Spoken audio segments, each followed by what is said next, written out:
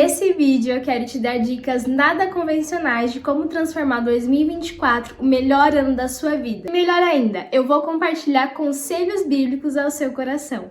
Oi gente, meu nome é Dani Viana, eu amo compartilhar o evangelho e acredito que a vida com Jesus pode ser profunda, leve e muito alegre. Eu tô muito feliz de ter você por aqui nesse novo ano e a propósito, feliz 2024!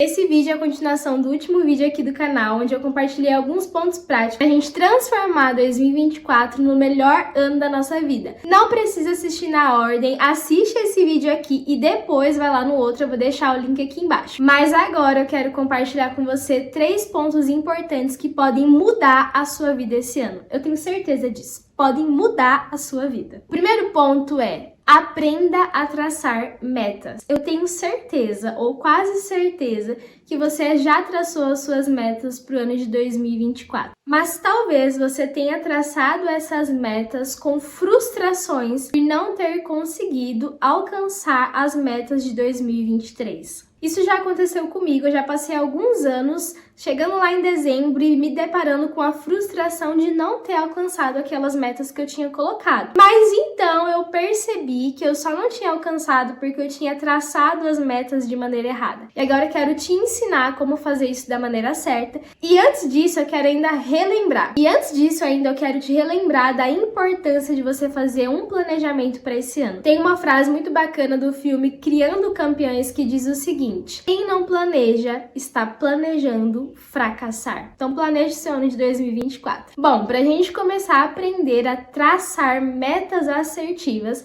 a gente precisa entender a diferença entre sonhos e metas. Então eu quero começar explicando sobre os sonhos. Quais são os seus sonhos para 2024? O que você está desejando viver esse ano? Existem vários tipos de sonho, como por exemplo, eu sonho trabalhar em uma empresa multinacional. Eu sonho começar um relacionamento amoroso. Eu sonho engravidar. Em todos esses tipos de sonhos, nós podemos fazer a nossa parte. Entretanto, existe um limite onde a gente já não consegue alcançar essas coisas na força do nosso próprio braço. Por exemplo, se você sonha trabalhar em uma multinacional, você pode fazer a sua parte e enviar o currículo. Entretanto, não cabe a você, não está nas suas mãos se aquela multinacional vai te chamar ou não. Não está nas suas mãos, por exemplo, se você vai encontrar uma pessoa para você se relacionar ou se você vai de fato engravidar, mesmo que você esteja tentando. Então, são coisas que estão além do nosso alcance. E todas essas coisas, elas se enquadram no lugar de sonhos do nosso coração. E a coisa mais importante que nós podemos fazer em relação aos nossos sonhos é orar por eles.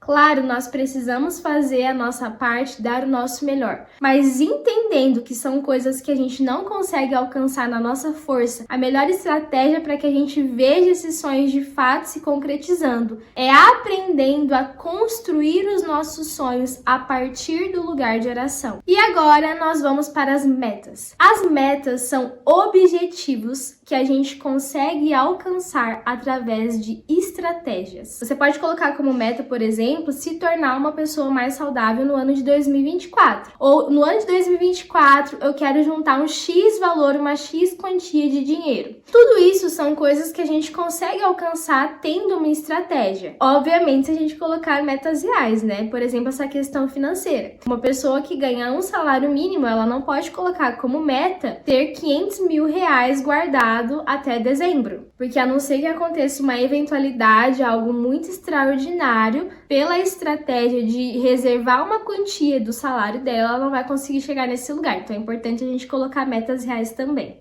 Mas depois então que a gente traça as nossas metas, a gente precisa seguir para um outro ponto que são: quais são as estratégias que vão me ajudar a atingir essas metas? Exemplo, no ano de 2024 eu quero ler 24 livros. Ok, a minha estratégia é: eu vou ler 2 livros por mês. E mais, todo dia antes de dormir ou na hora do almoço eu vou reservar um tempo para que eu possa de fato ler esses livros. E em relação às estratégias, também é interessante a gente separar por temporadas. Por exemplo, a minha estratégia para o ano é essa. Então agora eu vou dividir. A minha estratégia para o mês de janeiro é esse, mês de fevereiro é esse, mês de março é esse. Quando eu coloco as estratégias para cada mês, fica mais fácil de eu não deixar essa listinha pro além e lembrar ela só na última semana de dezembro para ver se eu cumpri ela. Faz sentido isso para vocês, gente? Coloca aqui no comentário e eu quero ouvir. Mas agora a gente vai para a segunda dica, que é: reavalie os seus hábitos. Os hábitos são costumes. O que você é acostumado a fazer? Por exemplo, no início desse ano eu coloquei como uma meta do ano diminuir o meu tempo de uso no celular. E desde então eu tenho percebido que eu tinha o hábito de checar o meu celular a todo momento. E esse, no caso, era um hábito muito ruim. Todas as pessoas têm hábitos, inclusive Jesus tinha hábitos, e nós podemos aprender com os hábitos dele. Lá em Lucas 22:39 diz que Jesus tinha o hábito de ir para o Monte das Oliveiras para orar. Em Marcos 10:1 diz que quando as pessoas se reuniam em volta de Jesus, ele tinha um costume de ensinar a elas. A Bíblia também vai falar que ele tinha o costume de curar as pessoas por onde ele passava e também tinha o costume de levar os seus discípulos com ele. Bom, se você está aqui, provavelmente você está desejando se tornar uma pessoa mais parecida com Jesus. Olhando para os hábitos de Jesus, você consegue identificar se os seus hábitos são parecidos com os hábitos que ele tinha? Jesus tinha o hábito de orar. Será que a oração ela já virou um hábito na sua vida? Qual é a primeira coisa que você faz quando você acorda? Geralmente é pegar o celular ou é ir orar e falar com o Senhor. Isso é um ponto muito importante porque é na construção dos hábitos diários que nós construímos as nossas vidas. As pessoas lembrarão de você pelos seus hábitos. Então pensa, como você quer ser lembrado no futuro? Será que os seus hábitos de hoje são condizentes com o legado que você quer deixar? E o terceiro ponto para encerrar é: se arrisque em coisas diferentes. Gente, quando eu fui fazer as minhas metas desse ano, eu terminei elas, escrevi, fechei o notebook, fui viver a vida. Uma semana depois eu voltei para dar uma olhada. Quando eu li de novo, eu falei: poxa vida, mas parece que essas metas desse ano são parecidas ou quase iguais às metas do ano passado. E eu fiquei: como assim? E aí eu parei para pensar e eu cheguei numa conclusão. Se eu fizer nesse ano as mesmas coisas que eu fiz no ano passado, eu vou viver as mesmas coisas que eu vivi ano passado. Então eu decidi dar uma repaginada naquelas metas e colocar realmente coisas diferentes. E você também pode fazer isso pensando em perguntas do tipo: quais são os seus hobbies? Tem algum hobby que você gostaria de acrescentar na sua vida? Quais são os seus talentos? Você está usando todos os talentos que Deus colocou nas suas mãos? Qual é a coisa que você nunca fez e que você gostaria de fazer? Qual a comida que você nunca comeu e gostaria de comer? Por que não colocar como uma meta ou um objetivo fazer todas essas coisas nesse ano agora de 2024? Eu tenho uma conhecida que ela tinha um sonho de pintar o cabelo dela de X cor. E ela foi prorrogando esse sonho, agora não, um dia eu faço isso. Aconteceu que, infelizmente, ela passou por uma enfermidade onde ela perdeu o cabelo dela.